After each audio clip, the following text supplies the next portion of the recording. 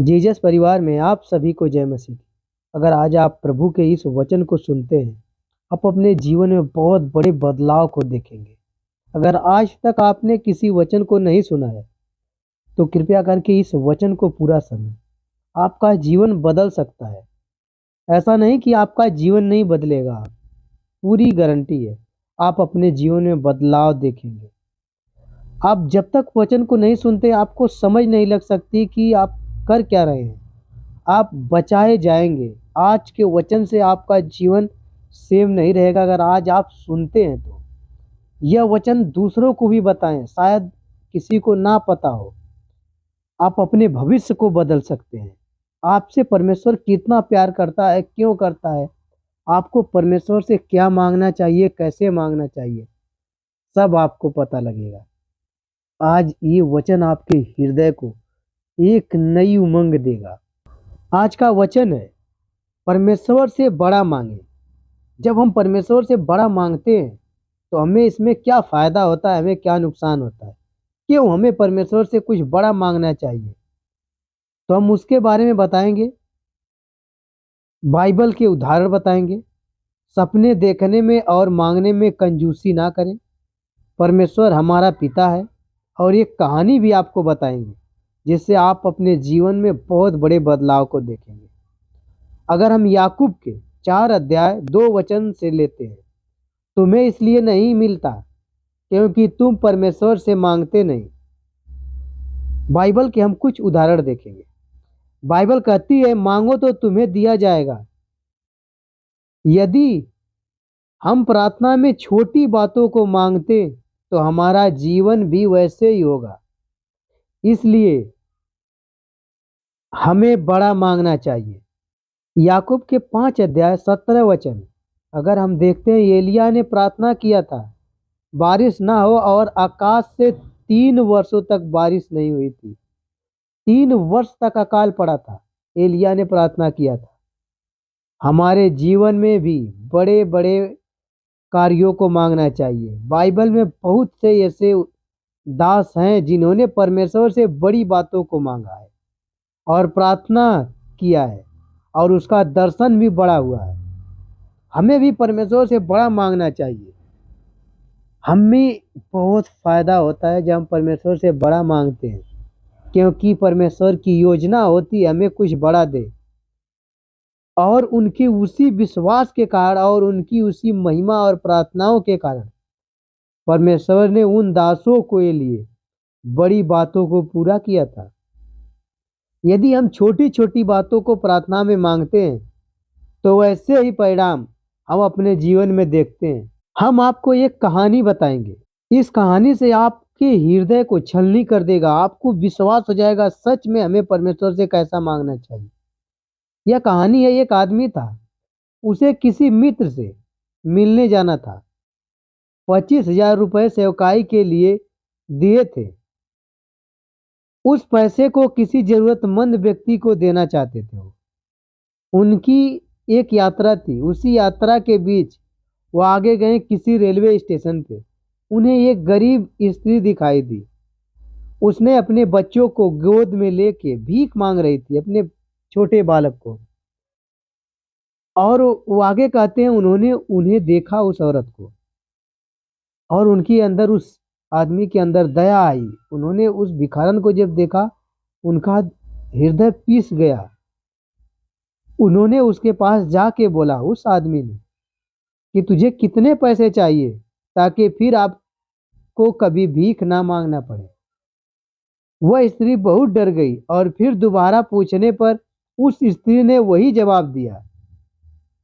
और फिर उन्होंने पूछा कि तुझे कितना पैसा चाहिए कि तुझसे भीख ना मांगना पड़े।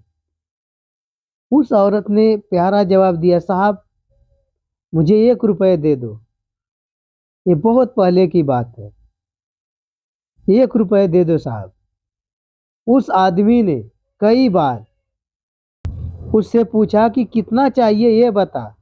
वह सिर्फ 1 रुपये पे ही टिकी हुई थी। इससे हमें यह प्रेरणा मिलता है, आज के संसार में लोग परमेश्वर से वही छोटी बातों को मांगते हैं, छोटी वस्तुओं को मांगते हैं।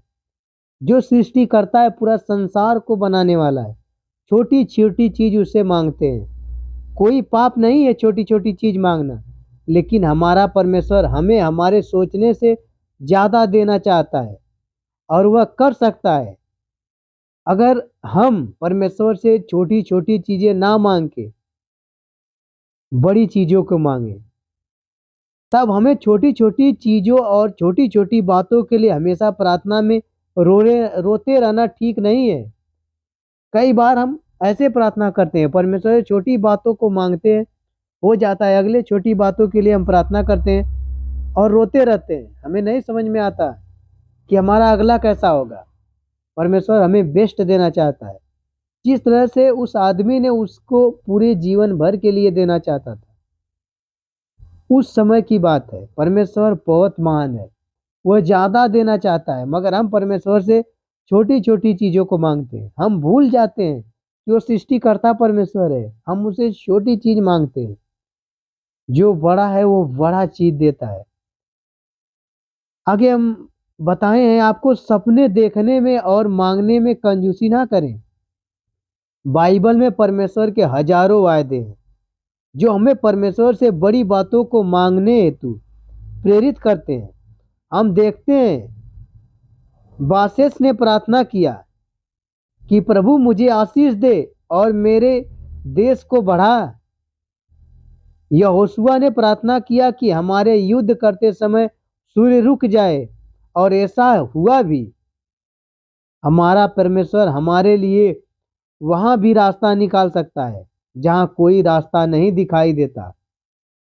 इसलिए अपने सपने देखने और परमेश्वर से मांगने में कंजूसी कभी नहीं करना चाहिए। जितना हो हम परमेश्वर से खुल के मांगे, ज्यादा से ज्यादा हमें मांगना चाहिए, बड़ी बातों को मांगना चाहिए कि कल फिर परमेश्वर के पास एक रोना लेके नहीं बैठ जाना चाहिए कि परमेश्वर मुझे यह दे। एक बार हमें निर्णय ले लेना चाहिए कि हमें क्या करना है, आने वाले जीवन में हमें क्या करना है। सिर्फ वही परमेश्वर से हमें मांगना चाहिए। हालेलुया। परमेश्वर हमारा पिता है। प्रभु यीशु पर विश्वास करने के कारण हमें परमेश्वर की संतान होने का अधिकार प्राप्त हुआ है। जब से हम प्रभु यीशु मसीह पर विश्वास किए, बाइबल बताती है कि हमें परमेश्वर की संतान है, हम अगर विश्वासी हैं। वो हमें देने के से प्रसन्न होता है। वह चाहता है कि जितना हो सके हमें दे। अगर हम लुकिया के 12 अध्याय 32 वचन को पढ़ते हैं, प्रभु यीशु मसीह ने कहा, छोटे झुंड मत डर, क्योंकि तुम्हारा पिता को यह भाया है कि तुम्हें राज्य दे। परमेश्वर से हम छोटी चीज मांगते हैं, परमेश्वर हमें बड़ा देना चाहता है। मान लो अगर यदि हम ही एक पिता हैं, तो हम समझ सकते हैं कि हम अपने पुत्र, जिससे हम बहुत ज्यादा, बहुत अपने दिल से अनंत प्यार करते हैं, उसके लिए हम अपनी जान दे सकते हैं। उसके लिए हम बेहतर से बेहतर चीज देने में हमें खुशी मिलती है। उसी प्रकार हमारा परमेश्वर को हमें देने में प्रसन्न होता है। वह बहुत खुश होता है, वह बेहतर चीज देना हमें चाहता है। याकूब के 1 अध्याय 5 वचन, यदि हमें बुद्धि की घटी है तो मांगने पर वो हमें स्वर्गीय बुद्धि भी बिना डांटे, बिना उलाहना दिए प्रदान करता है। अगर हम मांगे तो, मगर हम संसारिक चीजों को मांग मांग के परमेश्वर से इस संसार में ही भूले बैठे हैं। विलियम कैरी की एक छोटी सी कहानी हम बताएंगे। वह परमेश्वर का दास था। उसकी कहानी है परमेश्वर के दास विलियम कैरी की। लंदन में जन्मे और परमेश्वर के लिए अपने जीवन को कुछ बड़ा करना चाहते थे। पूरे जीवन में सोचते थे मैं कुछ बड़ा करूंगा। उन्होंने परमेश्वर की बुलाहट हुए, इसलिए वे भारत में आकर सेवा करना शुरू किया। लेकिन उन दिनों भारत में एक बुरी प्रथा थी जिसे सती प्रथा कहा जाता था, अर्थात पति के मरने के बाद पत्नी को भी जीवित पति की अर्थी में जला दिया जाता था। भारत में जब कोई पति मर जाता था, सती प्रथा के अनुसार उसे उसी के साथ जलाया जाता था। वो पत्नी जीवित रहती थी, लेकिन विलियम कैरी ने राजा राम मोहन राय को परमेश्वर के वचन के द्वारा प्रेरित किया और प्रेरित करके भारत में सती प्रथा का अंत किया। और जवान विधवा पुनः फिर से विवाह अपना कर सकती थी, और उन्होंने ये करवाया। भारत में उनके बेटे का निधन हो गया, लेकिन उसे दफनाने के लिए भी उन्हें कोई स्थान नहीं मिला, कोई साथ नहीं दे रहा था।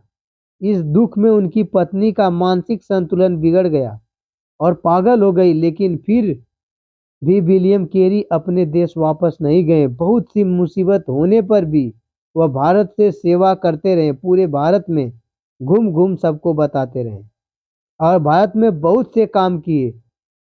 उन्होंने छापा खाने खोलकर बाइबल को भारत की मुख्य भाषाओं में अनुवाद किया, और ऐसा करते समय उनके छापाखाने में, जहां पर बाइबल प्रिंटिंग प्रेस किया जाता था, आग लग गई थी और उनके वर्षों की मेहनत नाश हो गई।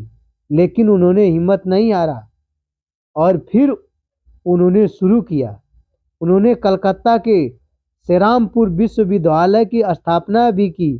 आज पूरे विश्व में वह एक आदर्श विश्वविद्यालय के नाम से जाना जाता है।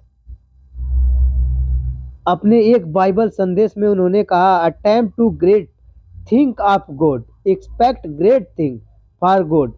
मतलब परमेश्वर के लिए बड़े महान काम करो और परमेश्वर से बड़ी बातों की अपेक्षा रखो। एक विश्वासी को कभी परमेश्वर से छोटी अपेक्षा नहीं रखनी चाहिए, हमेशा उसकी अपेक्षा बड़ी होनी चाहिए। परमेश्वर से कुछ अलग मांगना चाहिए, हट के मांगना चाहिए। जब भी आप मांगते हैं, बहुत से लोगों को हमने मांगते देखा है, वह सांसारिक चीजों को ही सिर्फ मांगते हैं, इस संसार में इकट्ठी करने के लिए। वहीं प्रभु यीशु मसीह ने कहा कि सांसारिक चीजों को ना मांगो, ये यहीं पर रह जाएगी। स्वर्गीय बातों को मांगो, जिसमें ना कीड़े लगते हैं, ना चोर सेंध लगाता है। हमें अनंत चीजों को मांगना चाहिए। परमेश्वर हमें कुछ अलग देना चाहता है। ऐसा हम कुछ करें जो ऐसा करके आप जाएं, जब परमेश्वर के पास जाएं तो आप कहने के योग्य रहें। आप जितना हो सके प्रार्थना करें और परमेश्वर से पूछें और खुद के मनोबल को बढ़ाएं और सोचें कि आपको क्या मांगना है। कुछ बड़ा मांगे परमेश्वर से। परमेश्वर आपको देना चाहता है। सर्वशक्तिमान महान है, सब कुछ उसने बनाया है। वो आपको देना चाहता है। छोटी बातों में उलझ के रोज रोज परमेश्वर के सामने रोना दुख की बात होती है। परमेश्वर भी मजबूर हो जाता है आपके इस रोने को देख के। हालेलुया, आमीन।